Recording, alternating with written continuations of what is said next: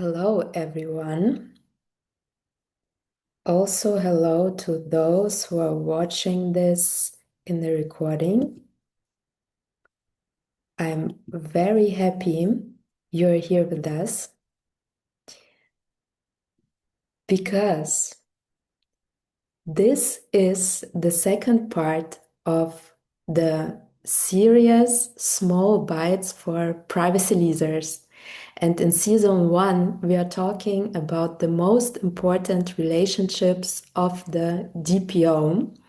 In part one, last month, as you might remember, we had one of the most underrated relationships, the CEO DPO relationship. You can already watch it in the recording, rewatch it. Maybe in the second watch, you get some more insights. It's on my website. And today I want to talk to you about another very real relationship in daily work for of the DPO, the relationship DPO product. And the question here is, who is the DPO for product? Best friend, a challenger, or a productivity blocker? Spoiler, to my opinion, the DPO should be a trusted partner who helps product move faster, not slower, but in the right way. The DPO should perceive himself at first place. Self-perceivement is very important, like such a partner, and also should create this image within product. But how? And about this, we want to talk today. But before we jump into the topic, I would like to quickly reintroduce myself because today I see one new face who wasn't in my webinars before. So, just quick to me, you can call me Ina. And I'm already 10 years in privacy and business, digital business especially. And I started off my career 10 years ago. I can't believe it's already 10 years ago as a consultant in a German privacy boutique in Berlin. That's where I live. Where I have been most of the time an external DPO for different companies, national companies, international groups, but also startups. And I did that for 7 years until I left this boutique. And lastly, I started off as a junior consultant, but left it as a management consultant. And I was the lead of the DPO coaching section. And this is actually where my mentoring activities already started. And since more than 3 years, I made the switch. I made the switch to internal DPO. And by now, I'm the group DPO of a German tech DAX 40 group who builds AI solutions for the real estate market. And there I lead the privacy department. I lead a large group of data protection coordinators and also support forming the responsible AI governance.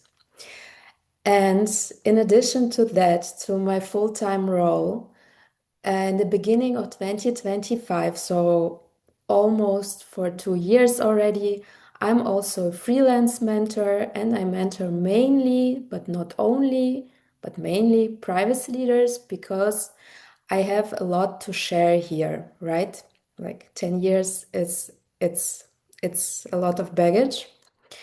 And what is special to my mentoring is that I combine personality development with the development of the DPO profession by giving concrete tools and strategy. And also at the same time, and this I want to emphasize because this is very important to me, I encourage not to blame the organization and not to focus on the limitations, but I encourage the DPOs and privacy leaders to look inside and to take out the leader. So this is how I help building an ecosystem within the company which shapes the privacy framework of the company, but also the privacy leader himself. And this is where I have most fun, seeing a transformation of the privacy leaders. So I focus on the human and I support their individual strengths.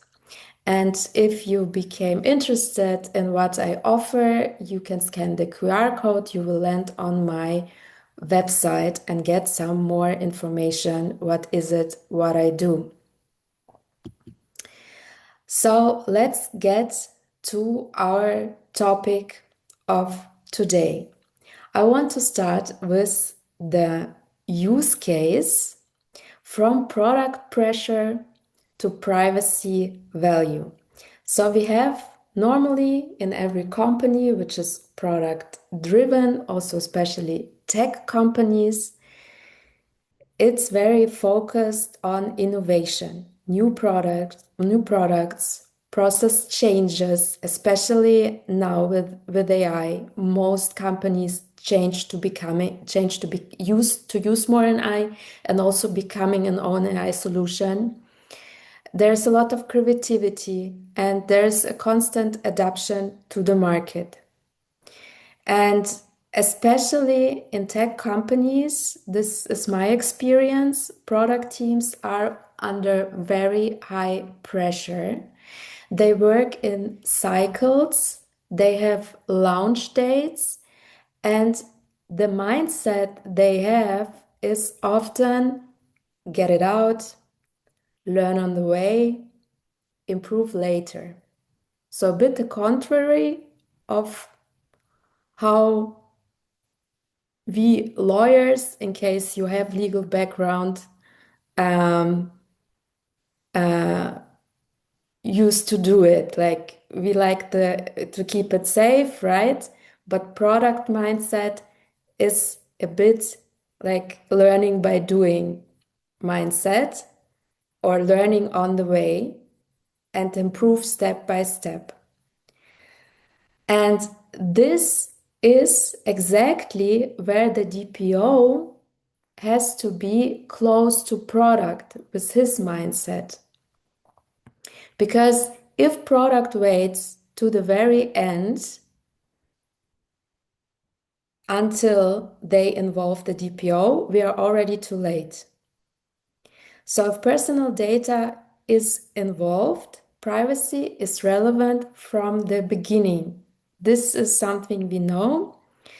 And this must also be the key shift in the mindset of the company, especially of the product team, that product and privacy, it's not opposing forces.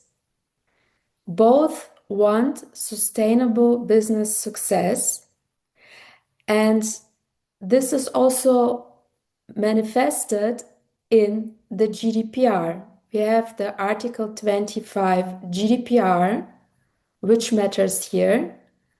It's the principle of privacy by design and privacy by default. And the essence is of this law, the earlier privacy joins the discussion, the lower the cost of compliance and the higher the customer trust, right? And for me, this is actually not a legal discussion. I think it should be a business discussion. The business product must understand that privacy makes their products sustainable. And nowadays, this is a superpower for companies because clients value trust.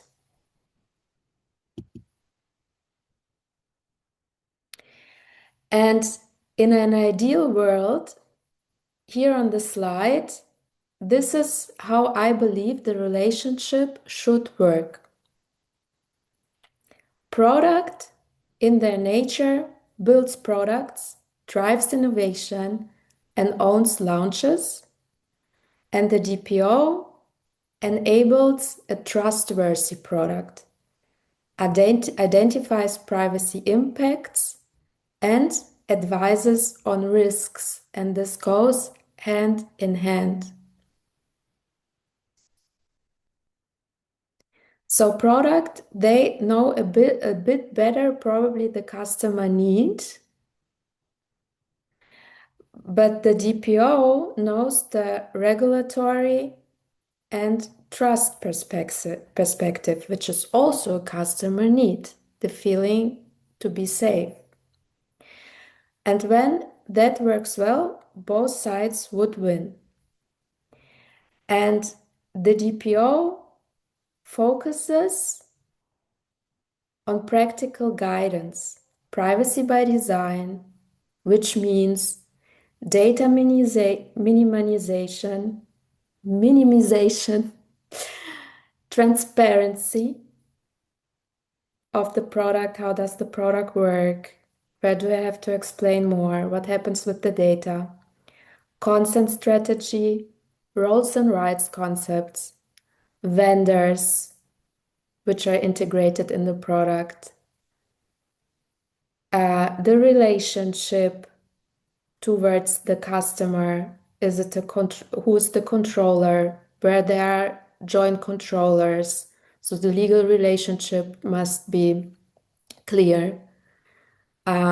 Privacy policy updates must be made, and probably also data protection impact assessments where needed.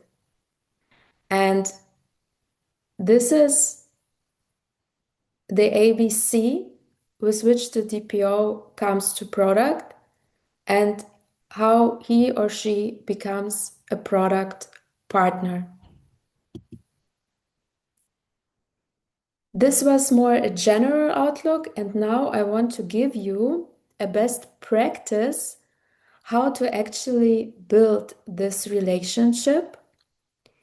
And I want to give you 3 building blocks, general tips for building relationships, heart-to-heart relationships. Then also how you can formalize this relationship. And third one, which mindset you should bring to the table within this relationship. So in practice, you should combine relationship and process. You should have regular product meetings, jour fixe, once a month, once in 2 weeks. This is for you to decide. Coffee chats, you should know the product people by name and be able spontaneously to meet them on a coffee and get some insights.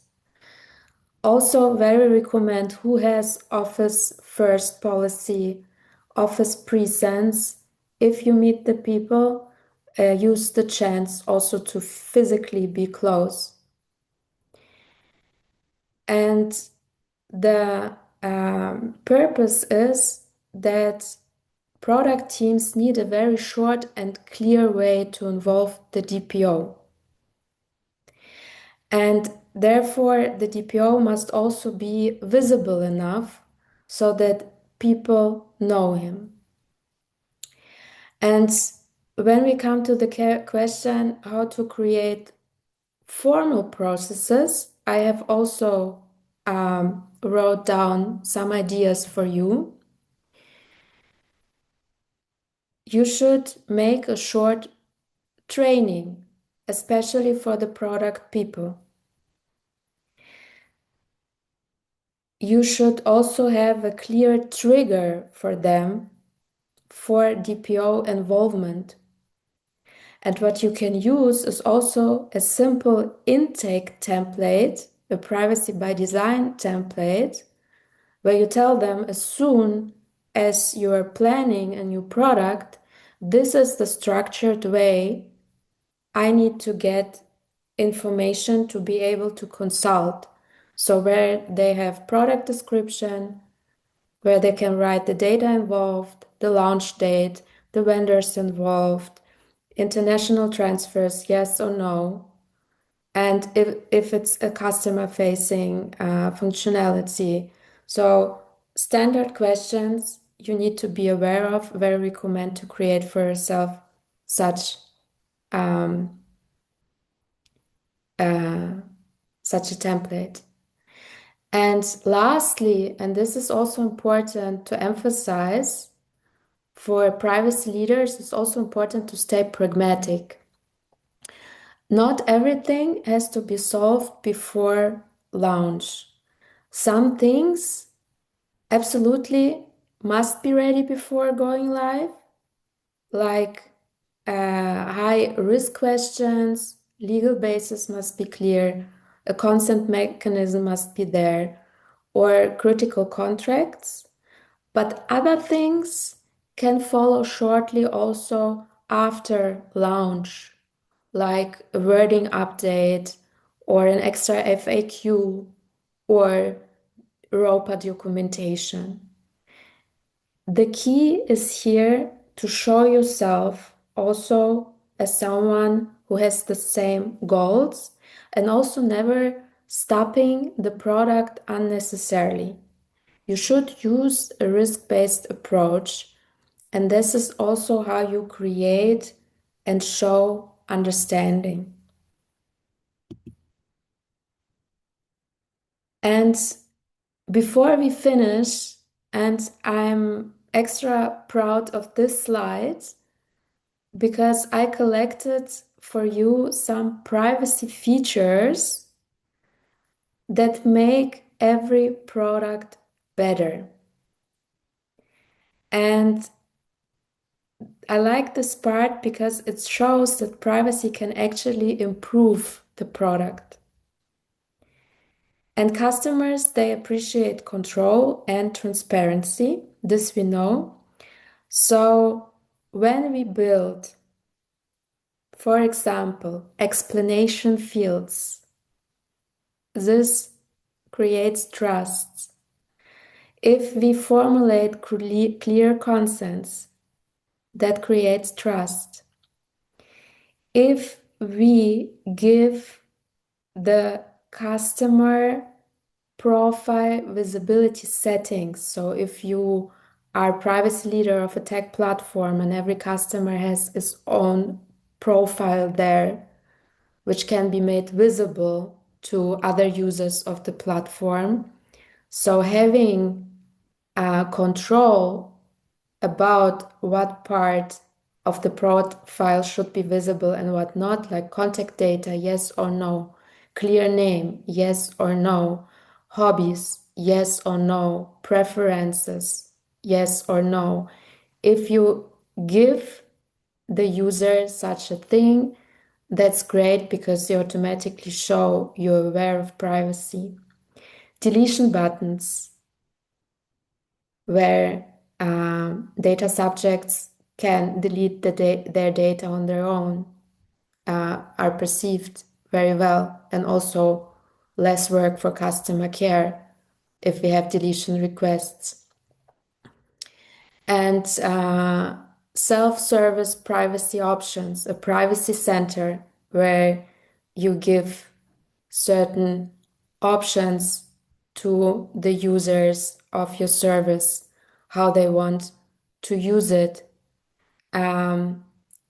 access requests integrations, or transparency logs. And through this, you can show that, or restricted third country transfers, or if you're a privacy leader of a CRM or SaaS service, privacy-friendly configurations for the user of the SaaS, because usually he's the controller and you help him to fulfill GDPR by having also already thought for him in the product or if you undergo certain identification requirements where before you have to identify your client before you give him certain service, like who's due to these A obligations now. That's a lot when you give alternative identification requirements. This is also a privacy feature. So I think I gave you a lot of ideas here, and and it's not only privacy features, right? Uh, it's product quality features, and this is also how they should be sold to product because they build trust, they reduce complaints, and often make the product more usable and more valuable for the customer. So, this is my view. The DPO should not be product's blocker and not his product's best friend. The DPO must be a trusted partner on eye on eye level and is someone who helps build products customer trust. And now I would love to hear from you how you handle this in your companies, and let's get into the exchange. Let me just stop the recording and then you can switch your cameras on and we will have about 20 minutes for discussion.